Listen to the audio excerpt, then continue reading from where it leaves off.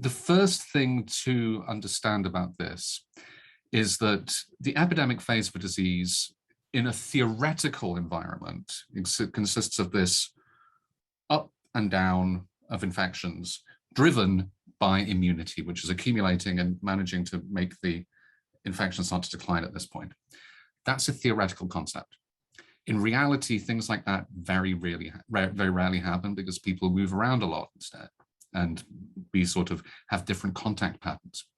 And that period at the end, when the amount of disease is determined by how many people are becoming susceptible, either because they're new people being born or people have waning immunity, is considered to be the endemic phase to a modeler.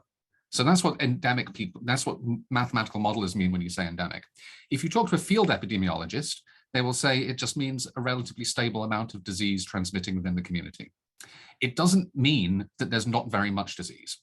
You know, it does not mean that the disease is mild, and it doesn't mean that very few people die, because in many parts of the world, tuberculosis is endemic and a lot of people die, which comes back to this kind of folk definition of endemicity, which is, you know, it's the amount of disease that we are willing to ignore or that we're willing to accept as the price of living the lives that we do.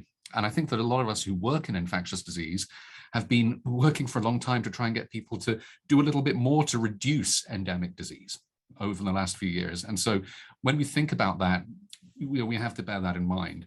And I think my favorite current definition of endemic, or when COVID will be endemic, COVID will be endemic when people stop asking me to go on webinars and explain what endemic means, pretty much.